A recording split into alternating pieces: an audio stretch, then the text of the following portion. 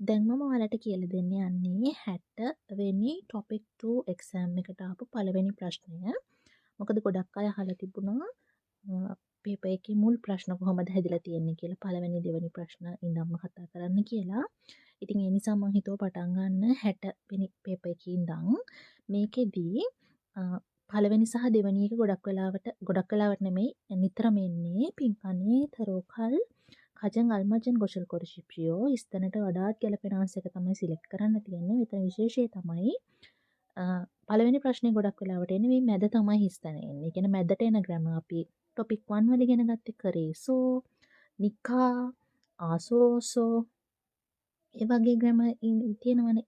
ඒ වගේ ටොපික් 2 වලට වෙනම ග්‍රැමර් සෙට් එකක් තියෙනවා මැදට එන ඒවා. මේ තගා, ගෝසෝ, රියොම්යොන් වගේ. එතකොට ඒක වෙනම ලිස්ට් එකක් තියෙනවා ග්‍රැමර් ටිකක් අපි ඉගෙන ගන්න ඕන. ඊළඟට දෙවෙනි ප්‍රශ්නෙට ගොඩක් වෙලාවට එන්නේ අගට ගැලපෙන ග්‍රැමර් එක සිලෙක්ට් කරන්න බලන්න. තොරොක් හදා, ආයා හදා, ඔයා හදා, ආදෝතෙදා ඒ වගේ ග්‍රැමර් ටිකක් තියෙනවා වෙනම ලිස්ට් එකක්. අගට එන ග්‍රැමර් ලිස්ට් එකක්. එතකොට ඔයාලට මේ දෙකම ඉගෙන ගන්න තියෙනවා.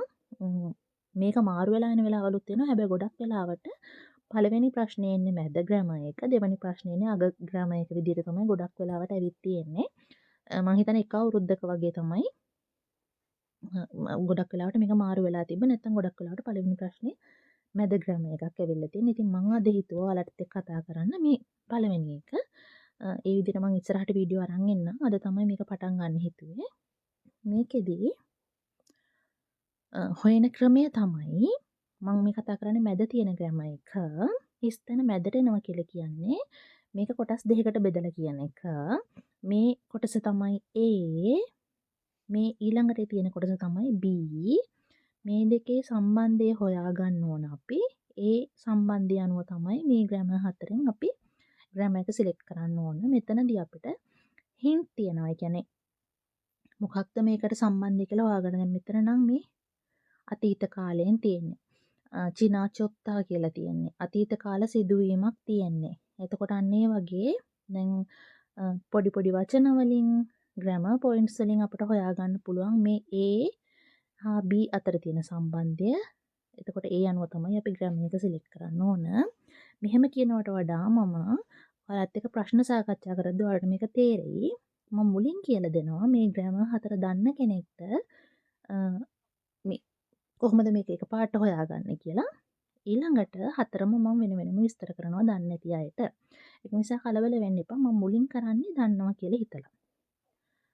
බලන්න හුදේ කියලා කියන්නේ අපි අතින් අරන් යන දේවල් වලට. එතකොට හෑන්ඩ් ෆෝන් එක තමයි හුදේ චොන්හා කියලා කියන්නේ. අතින් අරන් යන ෆෝන් එක හුදේ චොන්හාරල්. ඊළඟට මං කිව්වා මේක තමයි ඒ කියන්නේ. එතකොට මෙතනට එන්න ඕනනේ මොකක් හරි කර හෑන්ඩ් ෆෝන් එක මොකද කරන්නේ කියලා. ඒක අපි හොයාගන්න මේ ආන්සර්ස් වල බලන්න. පොදන්ජි මෙතනත් පොදාගා මෙතනත් පොගෝසෝ කියන්නේ එහෙනම් මෙතනට එන්න ඕනේ verb එක මොකක්ද? පොදා කියලා අපි හොයාගන්නවා. එහෙනම් බලන්න ඒ මොකක්ද? හෑන්ඩ් ෆෝන් එක බලනවා. ඊළඟට අපි B හොයාගන්න. මොකක්ද? නෙරියෝයා හල් බලන්න එතන ග්‍රැමර් එකත් විස්තර කරගෙන මේ යන්නම් මං. ආයා හදා කියන ග්‍රැමර් එකෙන් කියන්නේ අපි යමක් කළ යුතුයි කියන එක. නිරිදා කියලා කියන්නේ අපි පහලට බහිනවා නැත්නම් පහලට වැටෙනවා. දැන් වැස්ස නම් වැටෙනවා. හිම නම් වැටෙනවා. බස් එකකින් වගේ නම් බහිනවා. විවිධ අදහස් තියෙනවා නිරිදාවලට. නිර්යෝයා හදා කියලා කියන්නේ බැසිය යුතුයි කියන එක. ඒකට හල් කියලා එකතු කරලා තියෙන්නේ ඇයි? මම ඔයාලට කියලා තියෙනවා. කානන් කියලා කියන්නේ යන පාර. කන් කියලා කියන්නේ ගියපු පාර. කල් කියලා කියන්නේ යා යුතු අනාගත කාලයෙන් කල්.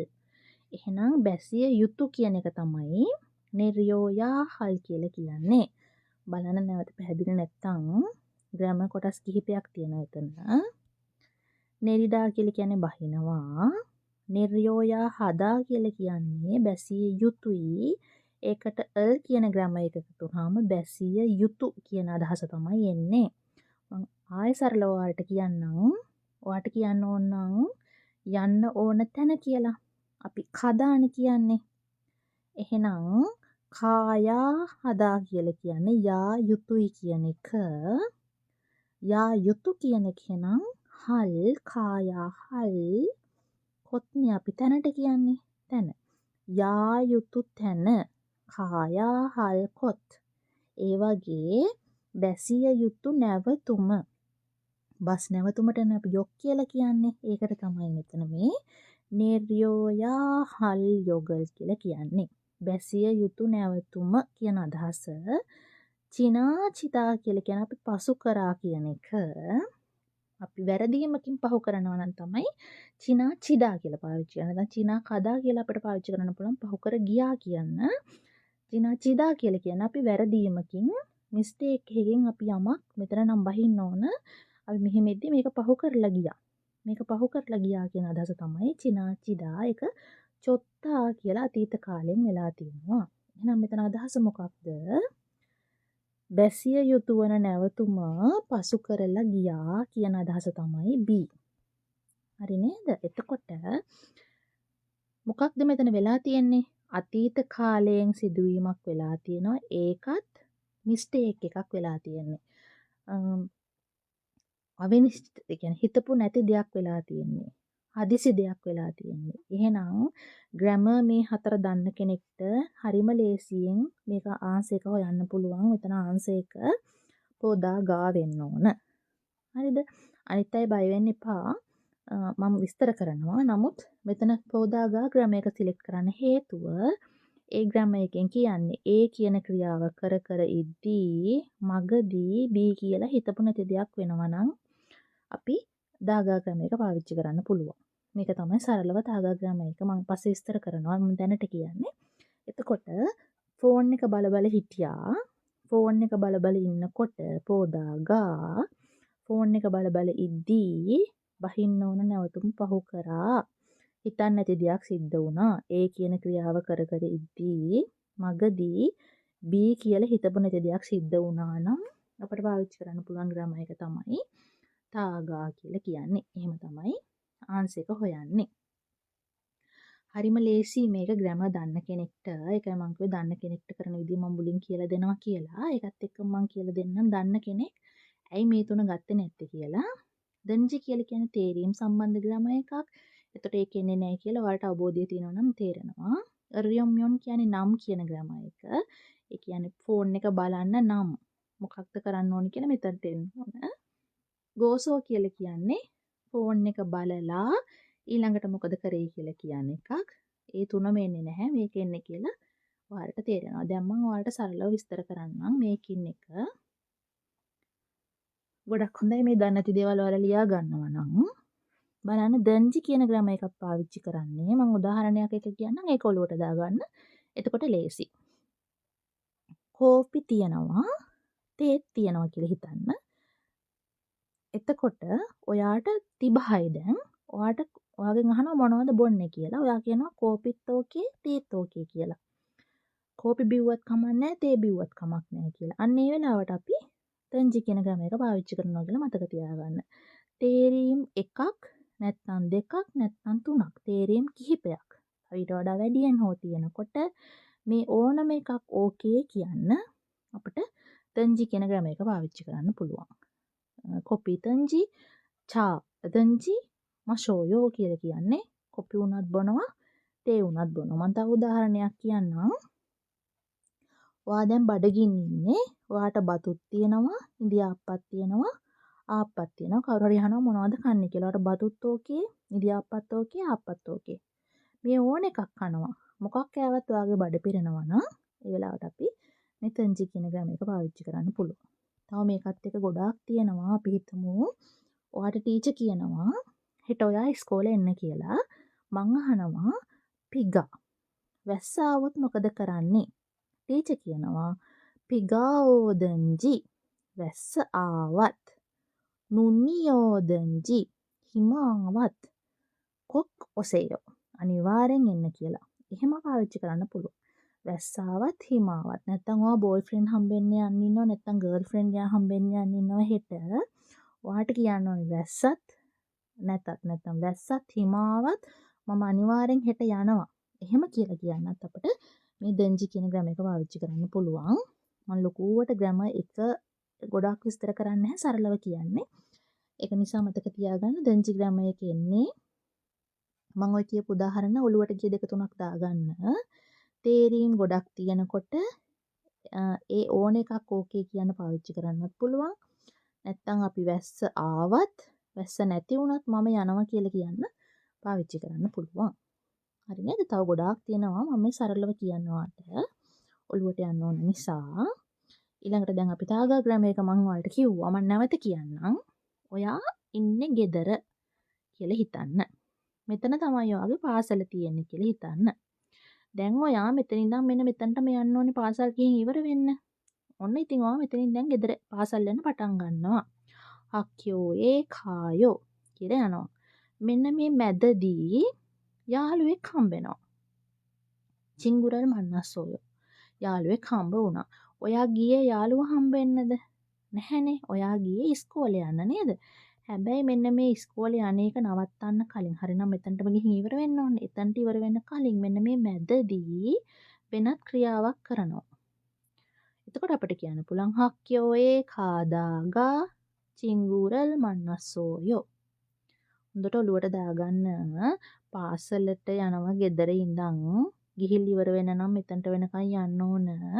හැබැයි මෙන්න මේ යමින් ඉද්දි පාසලට යද්දී මෙන්න මෙතනදී යාළුවා හමු වෙනවා. ඒ කියන ක්‍රියාව කර කර ඉද්දී B කියන ක්‍රියාවක්. ඒ කියන්නේ මෙන්න මේ ක්‍රියාවට වඩා වෙනස් ක්‍රියාවක් මගදී සිද්ධ වෙනවා නම් අපි තාගා ග්‍රැමර් එක පාවිච්චි කරනවා. තවත් මම සරලව කියන්නම්. ඔයා බයික් එකක් පැද පැද ඉන්නවා. බයිසිකලයක් පැද පැද ඉන්නවා. හරිද? පැද පැද ඉන්නකොට මෙතනින් තමයි පටන් ගත්තේ. මෙන්න මෙතනට වෙනකන් යන්න ඕන. මෙන්න මේ මැදදී ඔයාව වැටෙනවා. නොමෝචොස්සොයෝ. මොකක්ද? තදාගා. අපි බයිසිකල් වලට කියන්නේ තදානේ. තදාගා. බයිසිකලයේ පැද පැද ඉන්නකොට නොමෝචොස්සොයෝ. වැටුණා. නැත්තම් ඇක්සිඩන්ට් එකක් වුණා. ඩ්‍රයිව් කර කර ඉද්දි ඇක්සිඩන්ට් වුණා.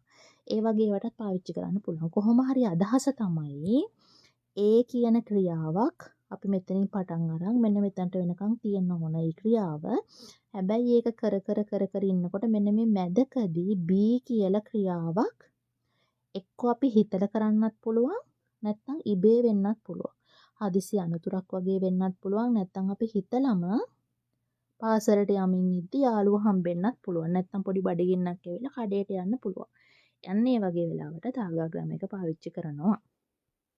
මම හිතනවා පැහැදිලි කියලා ප්‍රශ්නයක් තියෙනවා නම් කමෙන්ට් වලින් අහන්න. මම පුළුවන් විදිහට තව විස්තර කරන්න. අරියම් මියොන් කියලා කියන්නේ අපි මියොන් කියන්නේ මොකක්ද? නම් කියන අදහස. අරියම් මියොන් කියලා කියන්නේ නම් කරන්න නම් කියන එක. අපි මෙහෙම කියමුකෝ. ඒ කියන ක්‍රියාව කරන්න නම් B අවශ්‍යයි කියන්න. හංගුගේ යන්න නම් කොරියාවට කරියොම් යොන් කොරියාවට යන්න නම් පීජාගා පදායා හේයෝ. වීසා එකක් ලබාගත යුතුයි. අන්න ඒ වගේ. මතක තියාගන්න සරලව මියොන් කියන්නේ නම් අරියම් යොන් කියලා ආවහම ඒ කියන ක්‍රියාව කරන්න නම් B කියන එක ඕන කියලා කියන්න අපි මේක පාවිච්චි කරනවා. හරි නේද? එතකොට අපි කොන්දේසියක් තමයි මේකෙදි කියන්නේ. ඒ කියන ක්‍රියාව කරන්න නම් B කියන කොන්දේසිය ඕන කියලා කියන්න. අපි ෆිල්ම් එකක් බලන්න නම් අපි ටිකට් වෙන් කරගන්න ඕන. ඒ වගේ.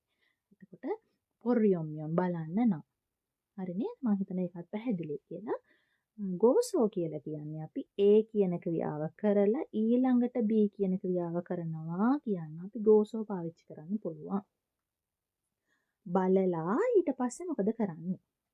නේද? එතනත් එක එක ග්‍රැමර් තියෙනවා. ගෝනාසෝ කියලා තියෙනවා. ගෝ කියලා තියෙනවා. ආසෝසෝ එහෙම ගොඩක් තියෙනවා. ගෝසෝ කියලා තිබ්බොත් ඔයාලට ඔළුවට යන්න ඕන. ඒ කියන ක්‍රියාව කරලා B කියන ක්‍රියාව කරනවා කියන එක. එහෙනම් දැන් ඔයාලට තේරෙන්න ඕන ඒ හතර දැනගෙන හිටියානම් හියුදේචොන්හා කියලා කියන්නේ හෑන්ඩ් ෆෝන් එක අපි මේකෙන් හොයාගත්ත පොදා කියන්නේ බලනවා කියන එක. එහෙනම් ඒක තමයි A කියලා අපි හොයාගත්තා. B කියන්නේ බැසිය යුතු වන තැන පහ වුණා කියන එක. පහ වුණා කියලා කියන අතීත කාලයේ වෙච්ච නොසිතූ දෙයක්, ඇක්සිඩන්ට් එකක් වගේ දෙයක්. නැත්තම් අපි හිතලා කරපු දෙයක් නෙමෙයි අපට වෙච්ච මිස්ටේක් එකක් වගේ දෙයක් කියලා අපිට තේරෙන්න ඕන. එහෙනම් ඒක කියවද්දිම අපට තේරෙන්න ඕන පොදාගා තමයි එන්නේ. මේකේ එන්න විදියක් නැහැ. හෑන්ඩ් ෆෝන් එක බලලා ඊට පස්සේ වෙච්ච දෙයක් කියන්නෙත් නැහැ.